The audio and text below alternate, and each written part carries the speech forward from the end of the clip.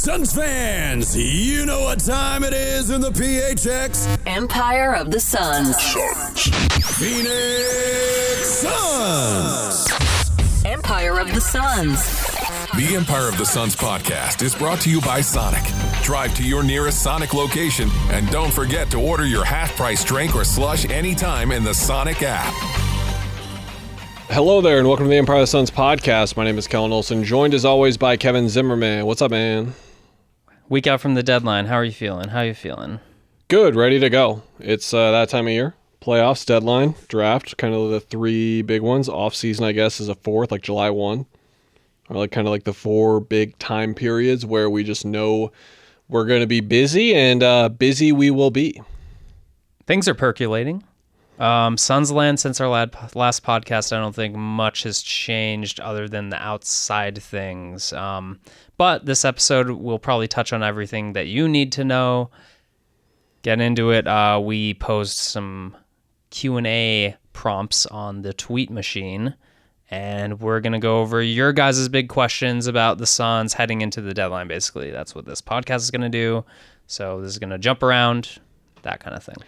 Yeah, the only news to bring up, I mean, there's been Jimmy Butler and Bradley Beal developments, but it's the same. Again, we talked about this last episode. The same news cycle's happening again. It's just slightly different, but they're just going around. We're closer in time to when things have to be decided. Second lap, the third lap will probably be the start of next week before the trade actually happens. Whatever, yada yada.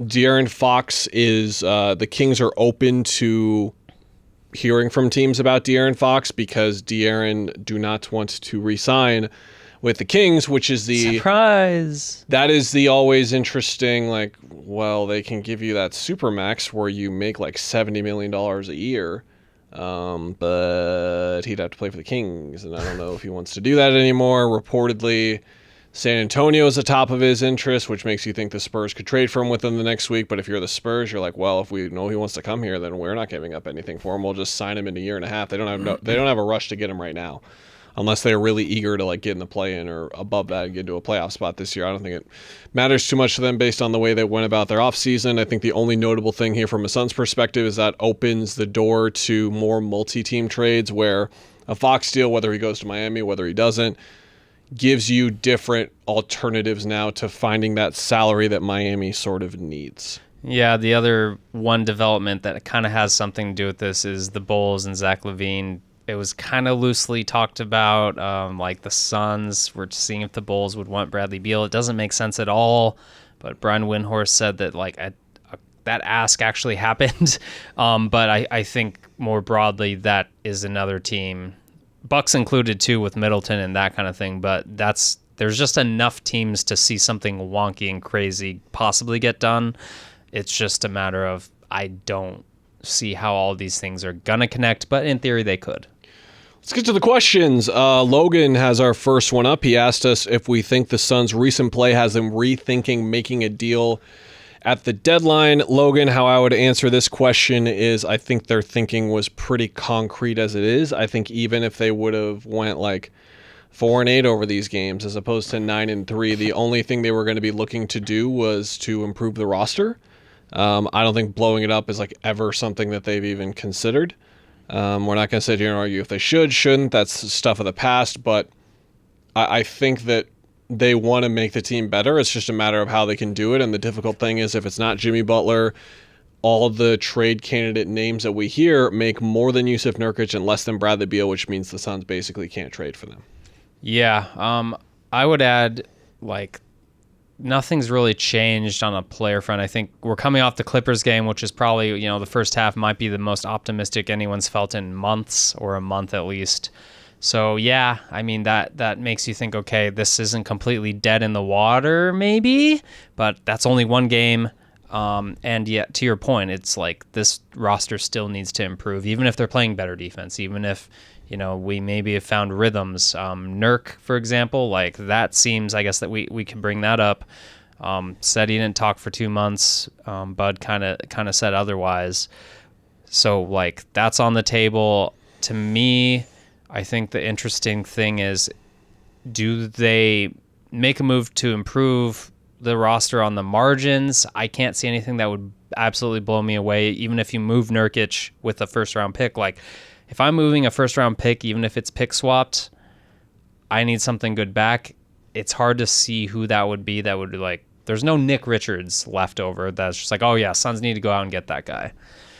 So then after that, you say, okay, if Jimmy Butler doesn't happen, salary-wise, like, are there moves that you can maybe open up cap space in the future, like a Nurk, dumping him? That helps, but like, is that worth giving up a first-round pick? I don't know. So does it help you this year? I don't know. So sustainability is going to be interesting to see if they make any move that has even an inkling of we're getting draft picks back in return. I don't see that being very likely because you got to dump one to get rid of Nurkic. Or we're trying to get ahead of ducking under the apron even further potentially, because shout out to our Australian correspondent David, who helped me out with some cap stuff when like the Jimmy stuff was initially happening, just to kind of figure it out. And the numbers go up a lot, especially 2 years from now. In a year, the numbers are going to go up, and in 2 years, the numbers are going to go up. So even if they were to like bring in Butler, re-sign him, they would still be below the second apron in some sort of ways, with like KD's extension factoring in a little bit as well. But yeah, I just think they've always been in win now mode, and like nothing with their play was really going to change that too much over the last month or so. And I think like if they would have been worse than they were right now, it would motivate them even further to make the team better, just with the line of thinking that they have. Next question. Jim asked, why would any team trust Jimmy for more than a year? And I think the way that I'll rephrase this instead is ask, how do you view a Jimmy trade in terms of the timeline? Because I was listening to Simmons, and he made a really good point, and I agree with him, that like wherever Jimmy goes, he's going to play his ass off, and he's probably going to be really, really, really good wherever he goes. Do you think the Jimmy trade is like only this year? Do you think like the foundation is so weak and fragile that it would go belly up by next year? It's just a matter of when with Butler. That's kind of what Jim is alluding to here, is that like all of his situations end poorly. Do you think it's only a this year thing? Do you think there's multiple years that they could endure this, if that's the right word? Here's the easy answer because of how it was posed to us. More than a year. If he gets traded to the Suns, I don't think it's an expiring deal with the option. I think it's like, why has he been trying to angle this? If you look at Jimmy Butler's history, every time he's in a quote unquote contract year, he is getting upset and getting his butt out of there if he doesn't get an extension. The Suns, why the Suns are his preferred destination, call me guessing and making unproven, unchecked guessing here, whatever. He's doing it because the Suns are the team that will give him an extension right now. And so I think if he's on the Phoenix Suns after the trade deadline, you're going to see an extension come along with that. I don't think it's an issue for this year, next year, down the road. It would, again, based on history, be an issue, but I don't think it would be super soon. So I think to your point, they would get really good Jimmy Butler play this year, next year.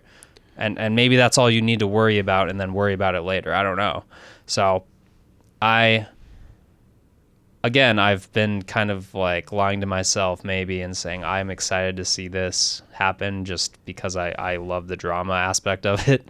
But like, he's going to come with drama. I think you don't worry about it until you have to. And the Suns, in theory, would not have to for a couple of years. Garrett had two questions. I'll start with one here and get to one a little bit later. He asked, who is a player that's within Nurk's salary that you guys think would actually be worth attaching a first-round pick to in order to acquire him, complete the trade? Garrett, I don't know. That's a problem, too, that I don't know. To go with our friend Brendan Clean from Locked On Suns, he like tweeted out like his list of like preferred trade targets for the Suns, and like a guy like Cody Martin out of Charlotte is someone like I've speculated makes sense for them like in the past. Patrick Williams, that's just like such a big like jump in money that I think you can't really afford. Long-term money, also, like everyone out of Chicago is just very down on where he is as a player right now. Robert Williams III, I think makes more sense to me as a acquisition if you didn't get Richards already. Not to say they're redundant by any means. I'm not saying that. I'm just saying that the desperation for taking the risk on Time Lord, which is that he gets hurt a lot. Like Matisse Thybulle is like a perfect kind of example, actually, with kind of the player that he's bringing up. That's the type of guy where, like, would you want to attach a first to, in some ways, get off Nurk, but then in some ways get a big perimeter defender again, like get another version of Ryan Dunn? But is that too redundant? I don't know. It's like Denny Avdia is perfect, but Portland gave up 2 firsts and 2 seconds to get him. So like you're just the price tag is not one you're going to be able to meet unless like they're suddenly super down on him. So I just with help from Brendan again, just with that list and going off of like other names and going around, I went through and like wrote down all of the heavily reported like most likely guys to get traded, all that kind of stuff. Everyone I'm about to name lands between Beal and Nurkic's contract, meaning the Suns can't trade for them. Cam Johnson, Jeremy Grant, No. Kyle Kuzma, Lonzo Ball, Nikola Vucevic, Miles Turner, and the list goes on and on and on. Mm-hmm. It's just too many guys that make between $19 and $40 million that the Suns just can't meet because of the apron. So it really does come back to the apron for them, unfortunately, which I know is a bummer, but like the aggregating salaries part in particular is a killer, because if they could just add like $3 or $4 million to Nurk, they could but that's just not how it works with the apron. Yeah. You can't do the NFL thing and add money to people's contracts that they're already working on. Like that's not how this works. So yeah, for me, I think the big question to answer this is like, realistically, anyone on that salary, how much better do they make the Suns? Like I think Nick Richards has worked out pretty well so far. But how much does it change this team's identity? How much does it change how they operate? Like, I think we can go back to the preseason, and both of us have said this roster is pretty good. Like, the talent is there. And if you say, bring in another wing defender or a guy like Cody Martin or something, it's like, well, okay, Royce O'Neal was supposed to be this. Grayson Allen and him, like, maybe they're different sizes. They have different techniques on how they score, that kind of thing. But they're not game changers where it's like you get rid of a first and Nurk's contract. Like, I guess you're doing it for the salary reasons for Nurk's contract, but man, I just don't see anything that's like going to blow me away. And I could be wrong on February 6th when they do something that we didn't see coming and it's a name that we didn't see on the trade market and that kind of thing. Next question, Slug asks, hypothetically, is another 10-year playoff drought worth a championship to you? Also, how about them Wildcats? Yes, sir.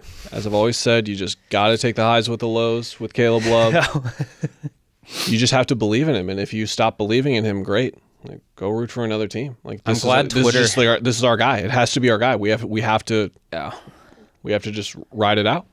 I'm very glad the Twitter algorithm is so broken that I'm just like not important there anymore. So when I tweeted his stats throughout his college career of his shooting splits. Oh, you didn't get like ratioed to death.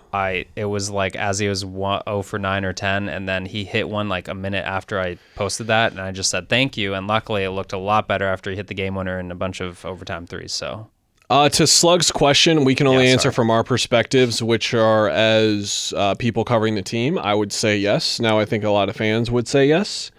Maybe some fans would say no, but I know that especially the lack of a championship with the franchise, it's pretty easy. Hence, like the reason why I include this question is because, like, hence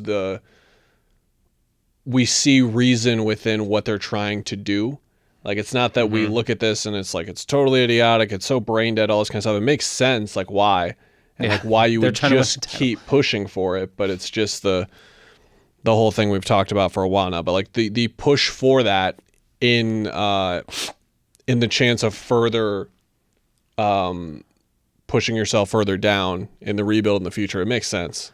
This is like a recency bias thing where it's like, oh yeah, like we went 10 years of watching incompetence and goat poop and all that stuff. Like we could do that again. And so if you have a title run, like it'd be easy to consume that and then just be like, well, at least we have the title run. This is what happens.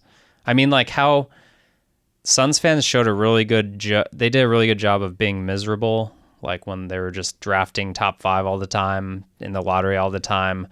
Whereas, like, if you look at the Warriors right now, if we just said they won the last title that they won and they're trying to hang on to it, like it's pretty entertaining, but it's also probably frustrating. I don't know how much more frustrating it is to watch a miserable team.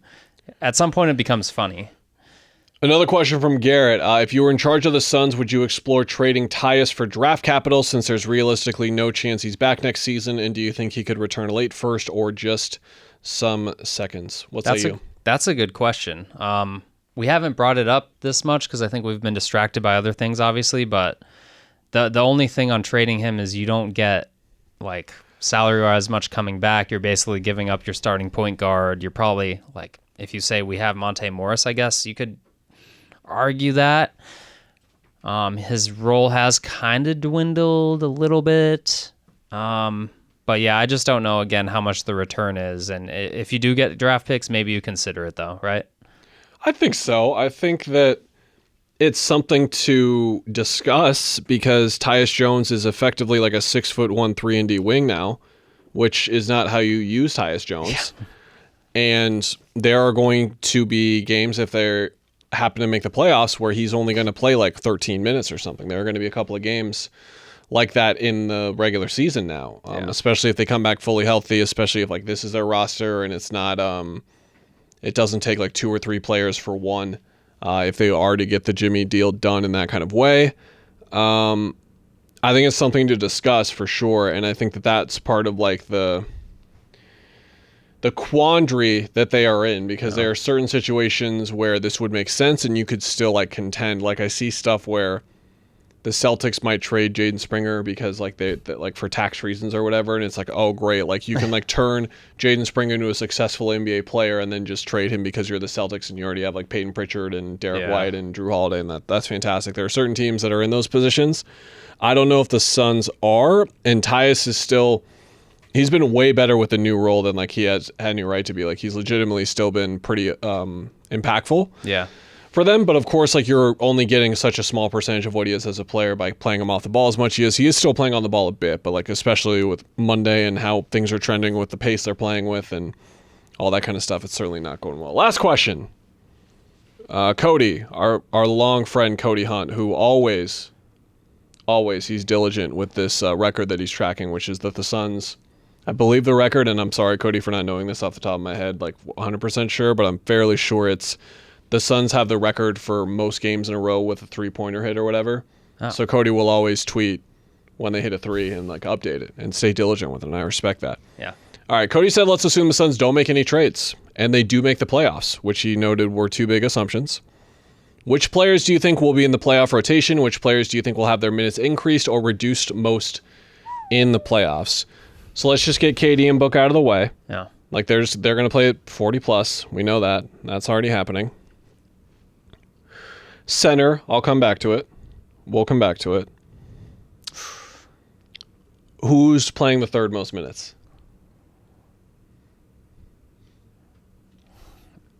I want to say Beal still. I think it's going to be Royce. Yeah. I think it'll be Royce. What if Grayson has looked good lately? Like, he's hitting a stride, too. It's really tough with Dunn because teams are just playing off of him like crazy, and he's gotten much better about his off-ball movement the last couple of weeks to make up for that, but all it takes is like 2 possessions where they're just leaving him and it clogs everything up, and then he gets it on like 3 minutes later and misses a 3, and then you're like, okay, like how much longer can we live with this, even with the defense that he brings, and like why not bring him in? Like that's when you really start considering Allen getting in there. I think Tyus is the obvious one, sort of alluded to it in terms of a guy that'll have their minutes reduced. Yeah. Everyone else, I just don't. I think Dunn and Tyus are like the 2 candidates to see their minutes reduced.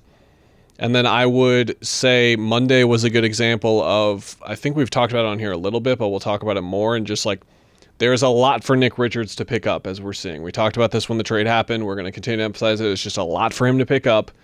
He was just in Charlotte where it was like, okay, good habits, like effort, energy, all that kind of stuff. And now it's like, no, like you have to be perfect with your execution with where you're at on a team that's trying to win a championship. So it's just a big leap forward. So I would say those 3 guys, and in terms of who increases, I think Royce is the guy that comes to mind for me. What say you? Royce worries me because he has bad shooting runs where he's not impactful. Like when he's on, he's like really streaky and he's gunning.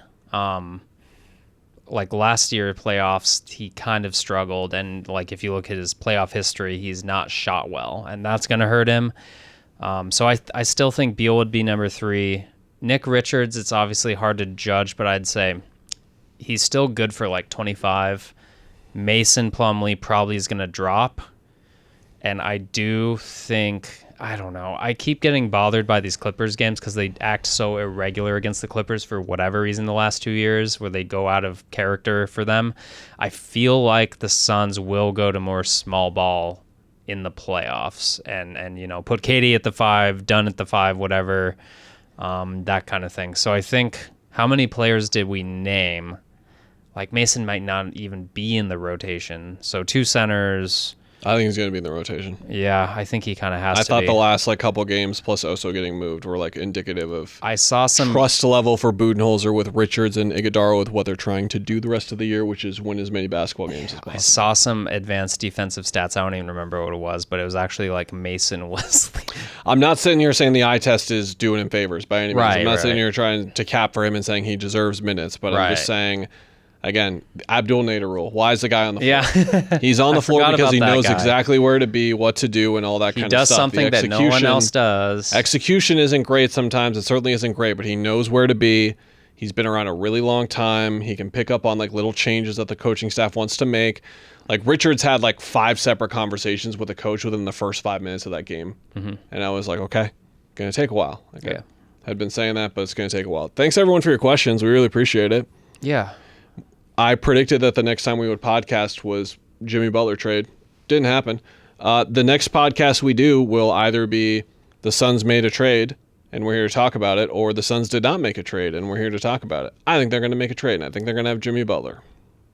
Still do. Yeah. So yeah, the cycle we're in could be, oh, we're going to talk to other teams, but it's also like a, hey, Suns, throw that extra pick or whatever at the team, whatever. There are 2 lines of thinking, which are, for as much as you can look at the Suns and say, like, you can be more aggressive and brash with your criticism of them, be like, they're idiots, what are they doing with these picks and giving up 2031 and all that kind of stuff. Or you could look at it, which like I tend to, which is while criticizing them, like it's very smart and inventive what they're doing and there's clearly thought behind it. Yeah. So is this front office doing all this for weeks without knowing if 1, a team would take Bradley Beal, or 2, Bradley Beal would go to one of those teams? For some reason, You're either in that camp and you just really think they haven't done that yet, or you're calling cap and I'm calling it. Yeah. There is something to be said for the reports such as Gambo out there, like, I don't know who Gambo's talking to, but he thinks there are teams out there that Bradley Beal would say, yeah, I'll go there. And then even the Bulls denial report, who was that? That was Athletic? Fred Katz with The Athletic reported that the Bulls are not a team that Beal would go to. Not winning cold weather. There are teams that win and are not in cold weather, so that does not mean he won't be traded. And then Gambo shot down that report, so. That is true. I forgot about that. So yeah, we're still in wait and see. It's almost over. One way or the other. I like whispering to people on the game of telephone and It exhausts me from time to time, as you can tell. Yeah, and we're just about there. Again, like we're gonna hit a 3rd lap on this news cycle. I'm no checkered flag. Is that the right thing? I don't know. Yellow flag. I don't know. There is no yellow flag. It keeps going. If there was a yellow flag, we wouldn't have content. Again, we'll be back tomorrow or whatever day they do a trade, or a week from tomorrow. Is it Thursday? Today is Wednesday, so yes, correct in how you said it. So, yeah, that'll be the post-trade deadline ep or the pre-trade deadline ep, but including this Suns trade that they make. We'll see you then. I'm Ron Burgundy.